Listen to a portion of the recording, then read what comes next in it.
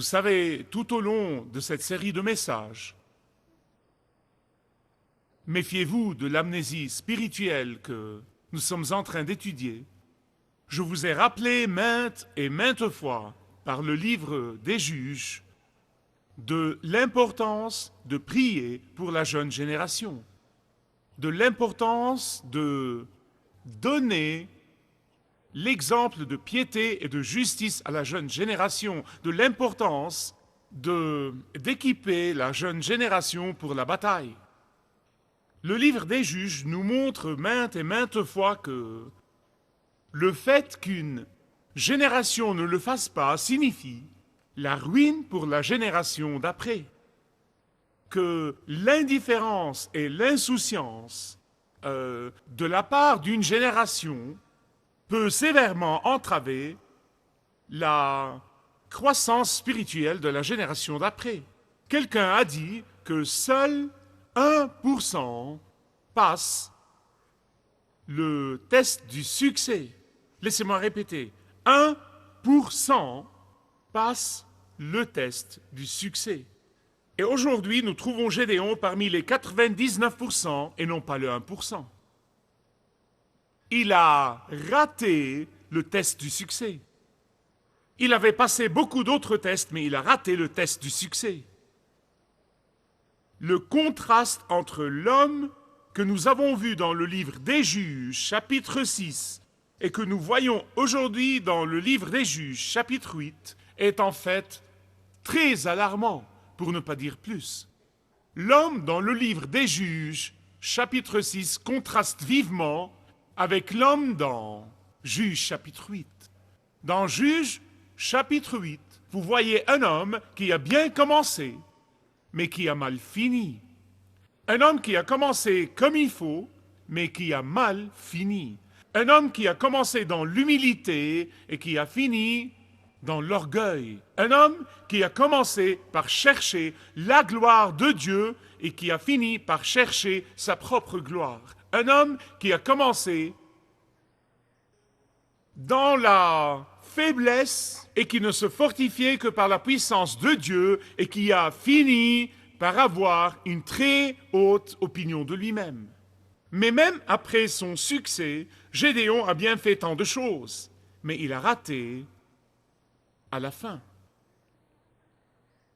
Et cette mauvaise fin de sa vie a causé l'égarement et l'échec et le découragement et la rechute de toute une nation. Je vais vous le montrer de la parole de Dieu. Juste après avoir vaincu les Madianites dont nous avons parlé dans notre dernier message, Gédéon a essuyé les reproches sévères des hommes d'Éphraïm. Gédéon était de la tribu de Manassé. Manassé et Éphraïm étaient frères. C'étaient les fils de Joseph. Et ils ont fait partie des 12 tribus d'Israël par le choix souverain de Dieu. Ils étaient donc ses frères. Bien que Gédéon leur ait donné l'occasion de participer à la bataille pour prendre une partie du mérite, ils étaient tellement en colère contre lui qu'ils l'ont sévèrement critiqué. Pourquoi? Parce qu'ils voulaient tout le mérite et non seulement une partie du mérite. Ils l'ont sévèrement critiqué. Regardez le verset 1. Il dit qu'ils l'ont sévèrement critiqué. Pourquoi? Oh!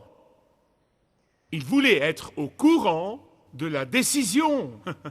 Ils voulaient être au courant du choix des 300 hommes. Ils voulaient être au courant du processus. Ils voulaient être inclus dans le processus même de la prise de décision. Ils n'ont pas été consultés. Et ça les a vraiment blessés. En fait, peu leur importer que ce soit le plan de Dieu, peu leur importer que Dieu le lui ait donné, et peu leur importer que Dieu le lui ait confirmé, peu leur importer que ce soit le dessein de Dieu, peu leur importer qu'il ait cherché Dieu à genoux, peu leur importer que ce soit une stratégie divine, peu leur importer son obéissance à ce que Dieu lui a dit de faire, peu leur importer les instructions de Dieu, peu leur importer que Dieu lui ait parlé et confirmé sa parole.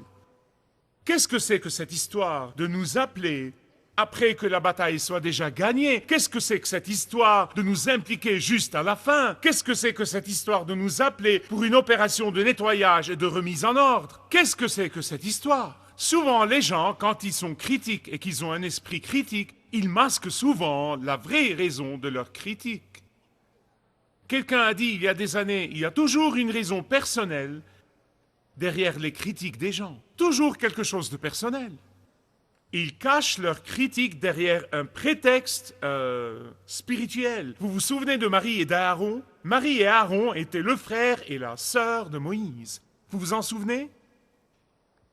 Eh bien, ils étaient furieux contre le leadership de Moïse. Ils n'aimaient pas son style, ils n'aimaient pas le fait qu'il soit le point de mire, ils n'aimaient pas le fait qu'il ait tout le mérite, ils n'aimaient pas le fait qu'il capte toute l'attention. Par jalousie, ils étaient vraiment furieux contre leur frère, bien que l'un d'eux soit prêtre et l'autre directeur musical.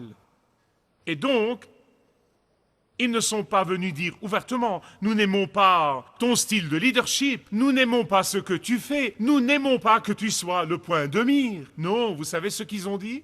Eh bien, nous n'aimons pas que tu épouses une Éthiopienne. Et ceci a suscité les préjugés dans le cœur de tous. Vraiment. Ce n'était pas la vraie raison. Ce n'était pas la vraie raison. C'était un mensonge. C'était un prétexte.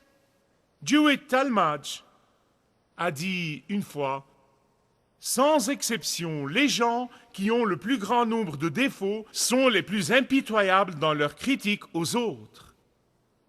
M.I. Dehan a dit un jour, il a dit, c'est une preuve indéniable, quand vous rencontrez quelqu'un qui ne fait que critiquer et condamner les autres, 99% essayent de détourner l'attention de leurs propres péchés en montrant les autres du doigt. Et vous savez, je réfléchissais à ça et à ceux qui critiquent par pharisaïsme, et j'ai pensé à une histoire que j'avais lue il y a très longtemps, au sujet de la reine Victoria. Maintenant, laissez-moi vous dire que pour moi, la reine Victoria était la reine la plus centrée sur Dieu, la plus centrée sur Christ. Vraiment, c'était une femme pieuse à sa façon. Mais un jour, comme elle passait l'été au château Balmoral en Écosse, comme tous les monarques, un dimanche après-midi où il faisait très chaud, elle a décidé de prendre le bateau et de faire un tour à la rame dans le lac derrière le château Balmoral. Et les gens ont commencé à se rassembler, ils ont vu leur reine et ils la regardaient et l'observaient. Et une femme pharisaïque et indignée de ce que faisait la reine le jour du Seigneur, s'est tournée vers un révérend qui était à côté d'elle et lui a dit « Regarde-moi ça, comme c'est écœurant de la voir se promener dans le lac à la rame le jour du Seigneur. » Le révérend a réfléchi un moment, puis il a dit « Madame, te souviens-tu dans les évangiles que Jésus est allé en barque à la mer de Galilée le sabbat et que les disciples étaient avec lui et ils ramaient? » Eh bien, elle l'a regardé avec indignation et lui a dit « On ne répare pas une injustice par une autre. »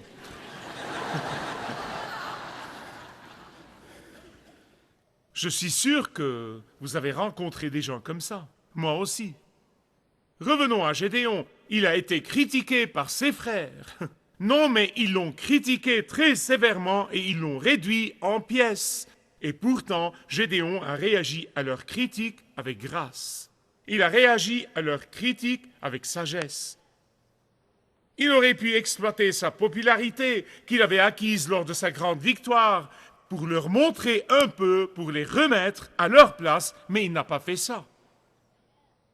Proverbe 15:1 dit « Une réponse douce détourne la fureur, mais la parole blessante excite la colère. » Gédéon comprenait très bien que celui qui est lent à la colère vaut mieux que l'homme fort et qui gouverne son esprit vaut mieux que celui qui prend une ville. Gédéon a donc avalé son orgueil et il a loué les hommes d'Éphraïm. Il les a loués pour leur rôle, il les a loués pour ce qu'ils ont fait. Il leur a dit ce que vous avez fait est même plus important que ce que j'ai fait.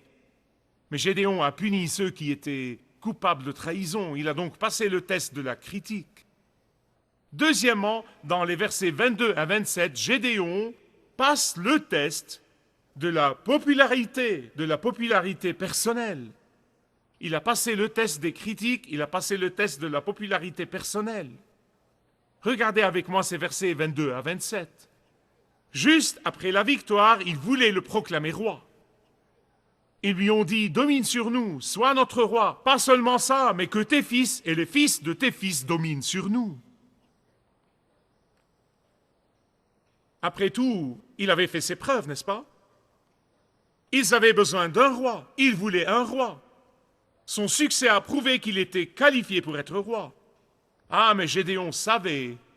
Il savait que cette réponse a toujours été leur talon d'Achille. Il savait que c'était le péché qui a causé la perte de sa nation encore et encore et encore. Comme quoi, chaque fois que Dieu les délivrait, chaque fois que Dieu leur donnait la victoire, ils attribuaient le mérite à quelqu'un d'autre.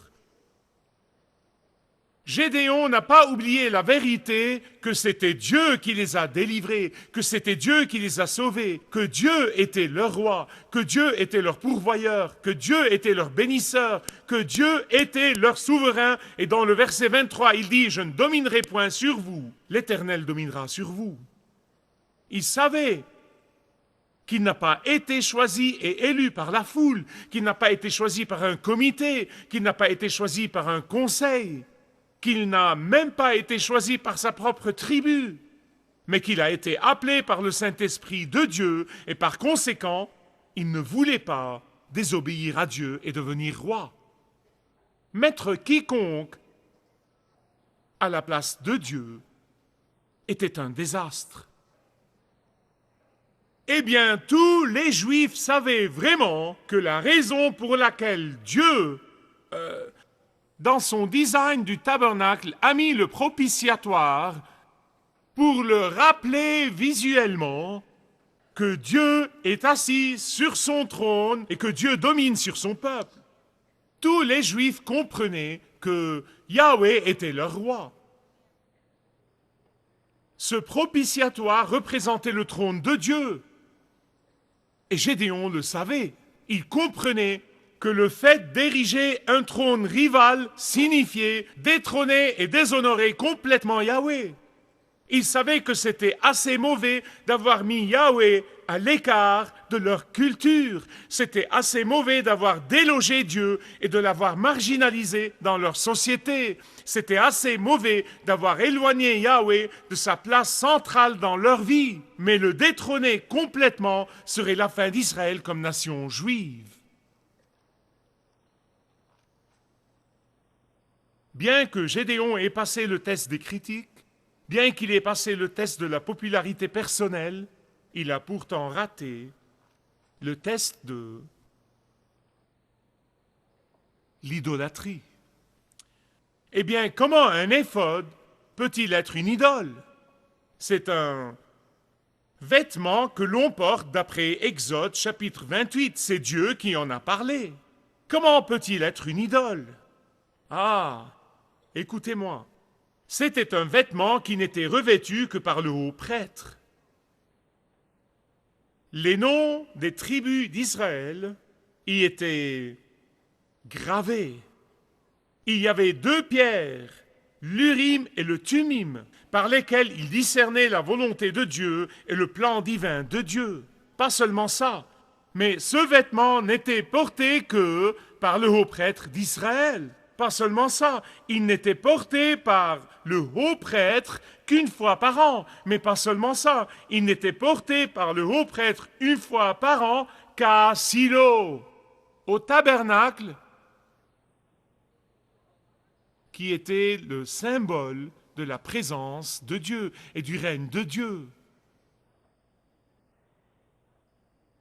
Mais Gédéon voulait contrôler la révélation de Dieu.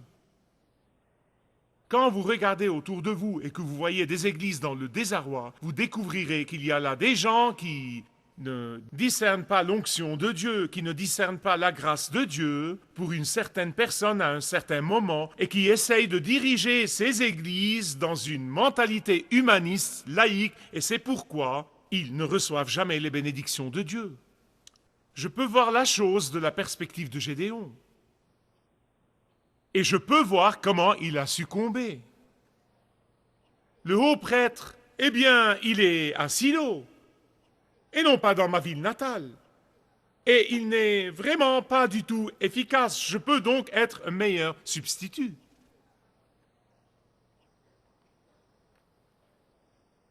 Et si je vais être le haut prêtre, à sa place, j'aurai besoin de la sagesse divine de Dieu. Il s'est mis dans la tête que le fait que Dieu l'ait guidé signifiait que Dieu ne pouvait pas se passer de lui. C'est une erreur que nous commettons tous. Donc il a dit à tout le peuple, vous savez, vous vous êtes partagé le butin, donnez-moi des anneaux d'or. Donnez-moi des anneaux d'or. Et ils étaient heureux de les lui donner, ils ont empilé l'or. Et Gédéon en a fait ce magnifique éphod d'or. Le verset 27 est la partie la plus triste dans toute l'histoire de Gédéon. C'est la partie la plus triste. Voici ce qu'il dit. Et tout Israël se prostitua là après celui-ci, à savoir l'éphod.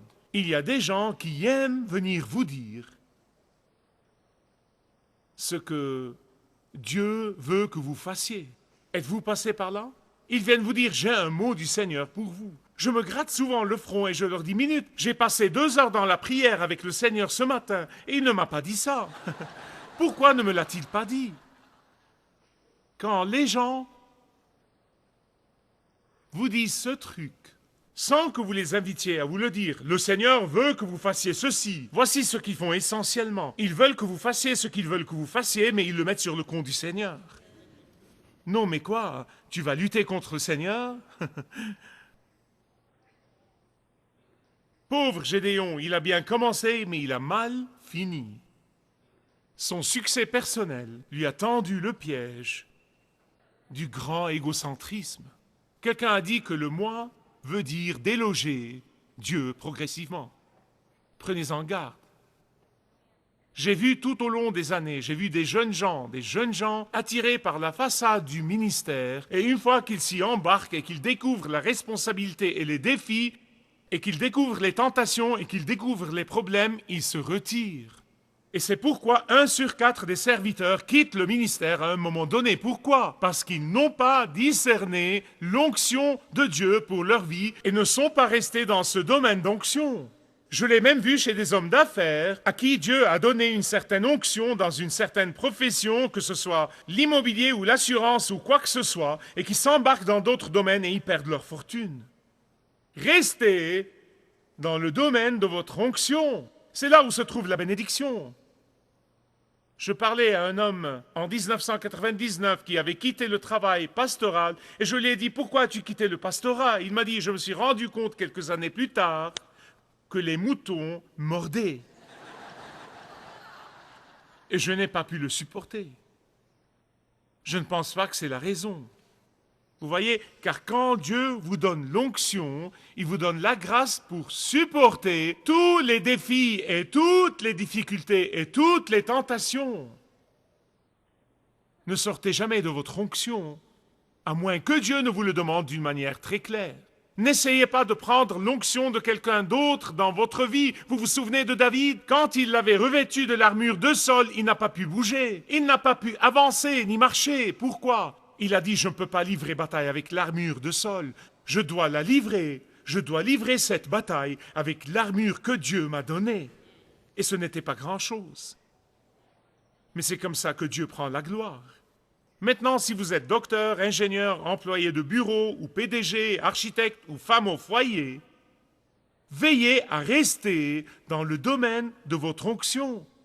Souvenez-vous que je prêchais sur Déborah il n'y a pas si longtemps, cette grande femme de Dieu, une femme importante dans l'Ancien Testament, et j'ai mentionné, je vous ai dit, que la raison pour laquelle elle était une des femmes les plus importantes dans l'Ancien Testament, c'est qu'elle avait résisté à la tentation de prendre l'onction de Barak. Elle est restée dans le domaine de son onction, et elle a essayé de ne pas éclipser Barak. Mais Gédéon a toujours eu un agenda qui lui était privé. Ce n'était pas d'être roi, ce n'était pas d'être chef militaire. Ah, mais il voulait être haut prêtre. Et c'était sa perte. Et toute la nation a souffert en conséquence.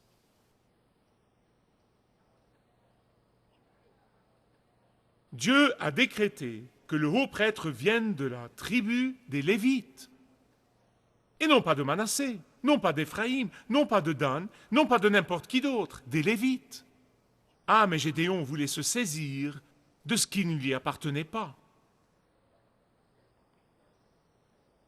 Gardez-vous de vous saisir de ce qui ne vous appartient pas, car vous n'aurez pas la bénédiction de Dieu. Je n'ai pas pu m'empêcher au courant de la semaine, comme j'étais sur le point de clôturer ce message, de contraster Abraham avec Gédéon après la victoire. Après la victoire, Abraham a refusé de prendre le butin, mais Gédéon a fait ça. Après la victoire, Abraham a veillé à ce que les autres prennent leur part du butin, mais Gédéon n'a pas fait ça. Après la victoire, Abraham a refusé d'accepter un cadeau du roi de Sodome. Il lui a dit « Je ne veux pas qu'on dise que tu m'as enrichi. Dieu seul m'enrichira quand il voudra. » Puis Abraham a pris 10% de toute sa fortune et il l'a donné à Melchisédek, qui est le symbole et le type de Christ. Gédéon n'a pas fait ça. Tout ce qu'Abraham a dit et tout ce qu'il a fait après la victoire, c'est qu'il voulait que Dieu prenne toute la gloire, alors que Gédéon voulait se l'attribuer. Et c'est pourquoi Gédéon a mal fini. C'est pourquoi il a mal fini. Laissez-moi vous exhorter, à vous encourager les uns les autres, à rester dans le domaine de votre onction, de rester avec le partenaire que Dieu vous a donné, de rester dans le travail que Dieu vous a procuré, de rester dans la place où Dieu vous a appelé à être. Parce que si vous croyez que c'est mieux ailleurs, vous aurez des regrets et vous pleurerez amèrement.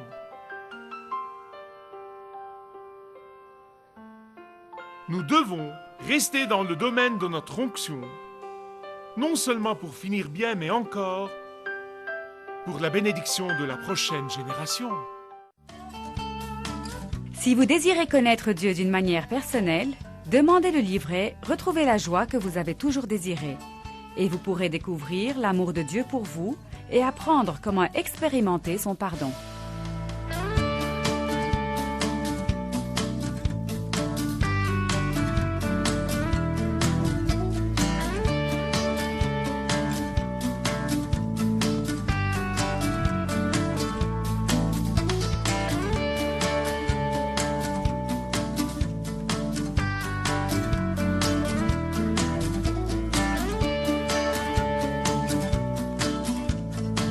Si vous avez une relation personnelle avec Dieu et vous êtes intéressé à marcher plus intimement avec lui, demandez le livret « 7 pas sur le chemin de la foi » qui vous guidera dans une relation plus profonde avec votre Père Céleste. Demandez votre livret gratuit.